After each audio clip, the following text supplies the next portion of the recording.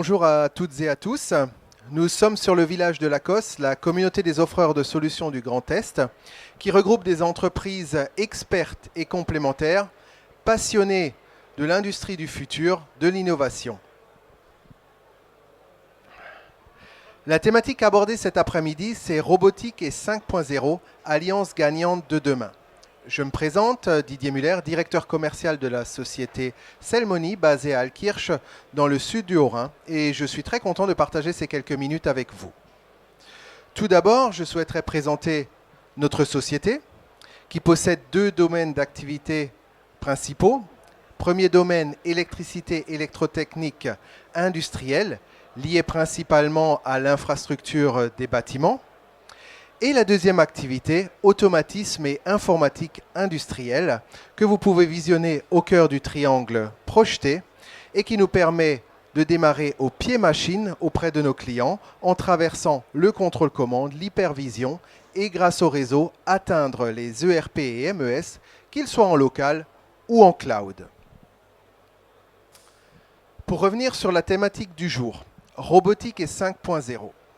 Un monde d'intelligence réparti et partagé. Alors tout d'abord, le point central, le robot, qui est apparu dans les années 60. Il a énormément évolué, bien évidemment. Il a pris plusieurs formes. On connaît les robots araignées. Le robot qui vous est présenté est un robot 6 axes. On peut le comparer au bras humain, de l'épaule en passant par le coude jusqu'au poignet. On va dire que c'est le point de départ. Mais pourquoi un monde d'intelligence réparti? Parce qu'on va y adjoindre des capteurs. On va prendre l'exemple d'une caméra. Cette caméra va nous permettre de faire du contrôle dimensionnel, du contrôle d'aspect. Ces deux sujets, on peut les regrouper dans un contrôle qualité. Les caméras d'aujourd'hui sont déjà dotées des prémices de l'intelligence artificielle et du edge learning.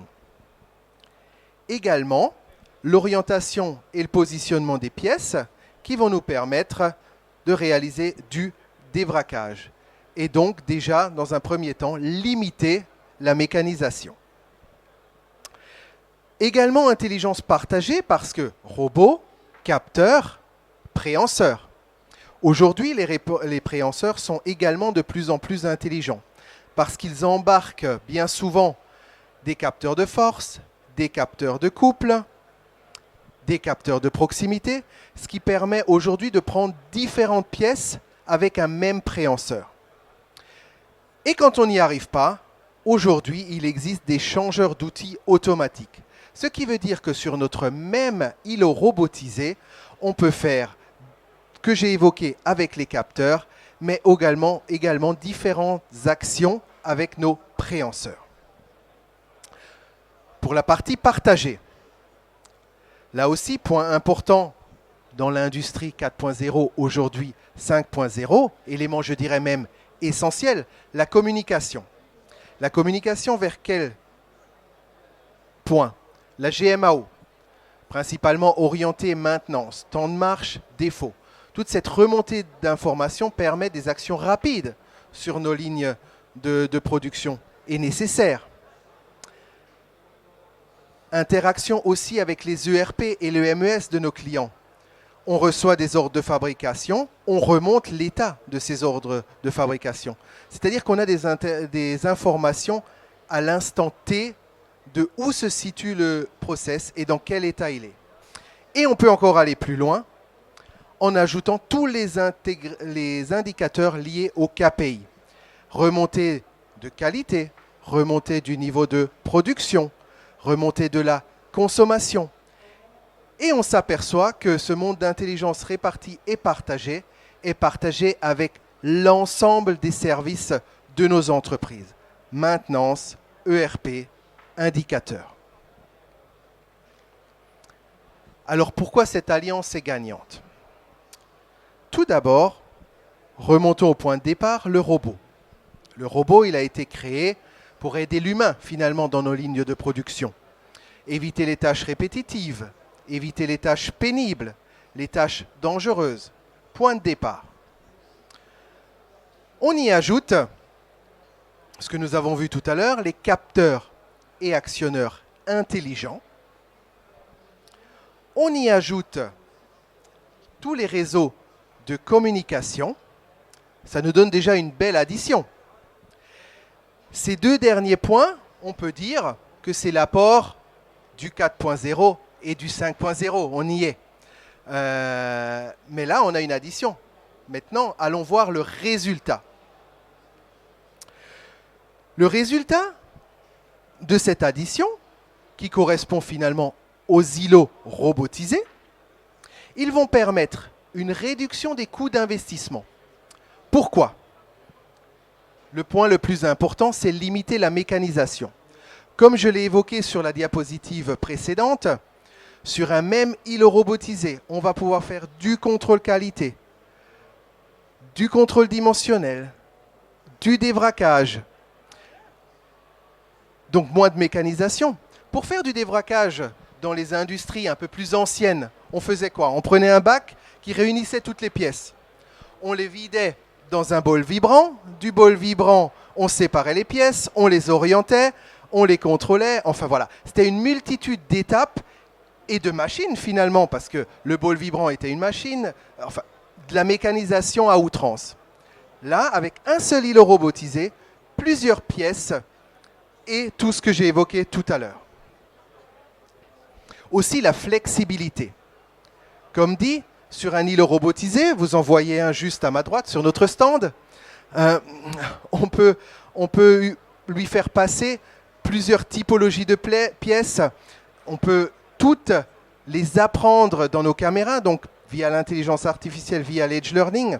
On sait faire des prises, les orienter, les replacer différemment, les prendre dans différentes caisses, faire du triage. Voilà, donc une forte flexibilité des îlots robotisés, une réimplantation très facile. Si demain on décide de déplacer cet îlot sur une autre ligne de fabrication, la mécanisation reste faible. Il y a certes de la programmation, il y a peut-être une adaptation du préhenseur, mais la mécanisation reste assez simple. Donc réimplantation facile et reprogrammation facile. Forte flexibilité. Aussi, point essentiel aujourd'hui, la qualité de production. Vous avez vu dans les indicateurs tout à l'heure que la remontée des informations, les KPI, la qualité est un point essentiel.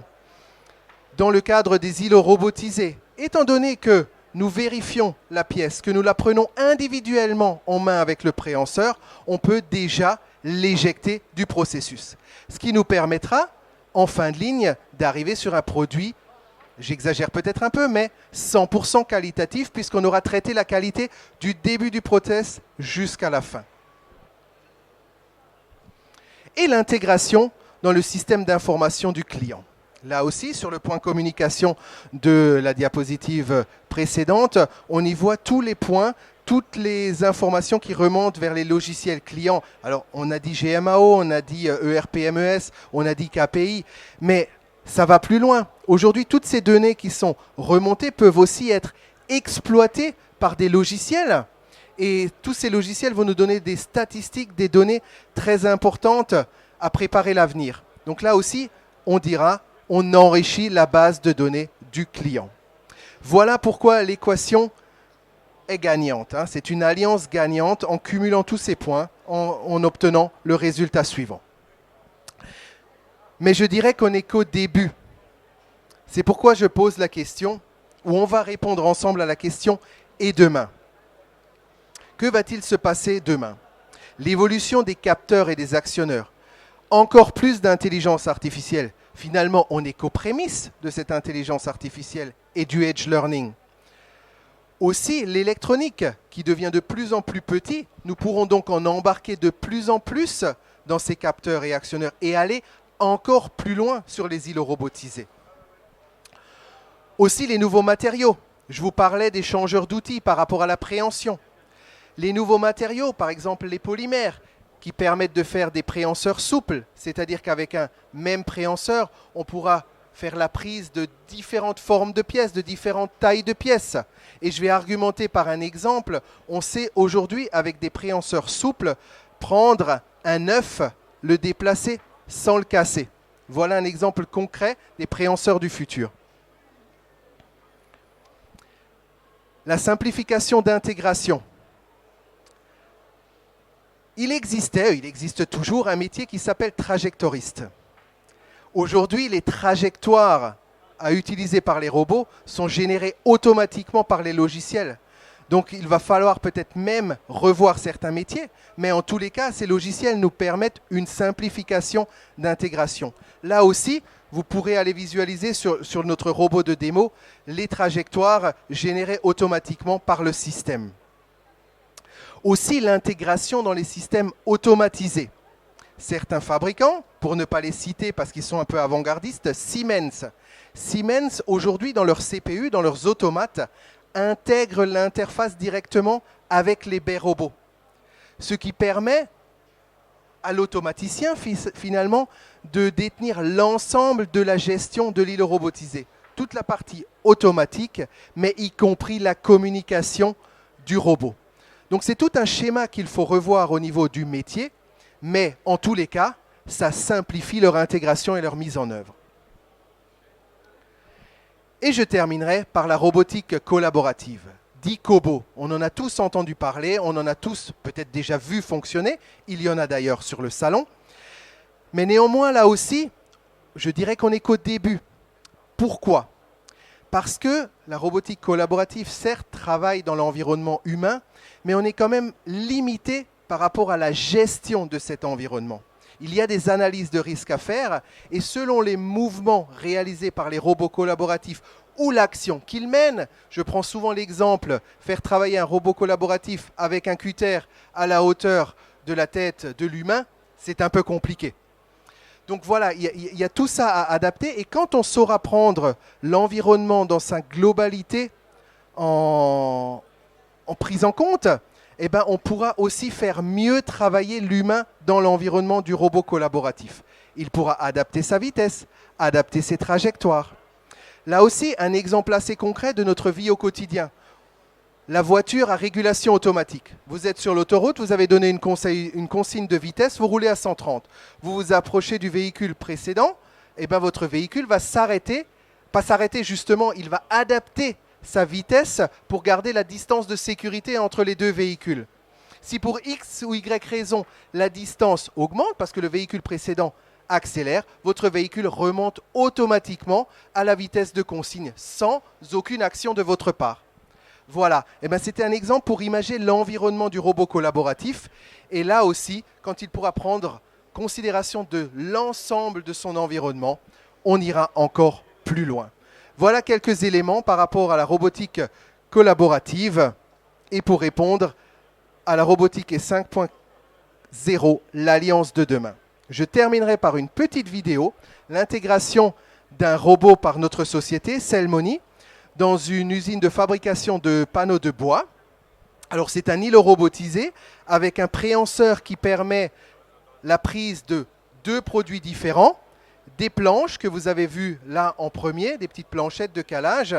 Et vous verrez, il va revenir et il va prendre des carrelets, donc des pièces plus grandes, plus lourdes, avec le même préhenseur. Et regardez bien, il va même s'adapter à la différence de hauteur sur la palette. Voilà une intégration de robots assez polyvalent sur 2 produits dans l'industrie du bois. Et regardez, on y a même ajouté un axe supplémentaire de déplacement. Voilà, je vous remercie de votre attention. Je vous invite à venir voir la démo que nous avons montée sur le salon. Je suis à votre disposition pour les questions. Et si vous avez un partage d'expérience à faire, n'hésitez pas. Merci beaucoup.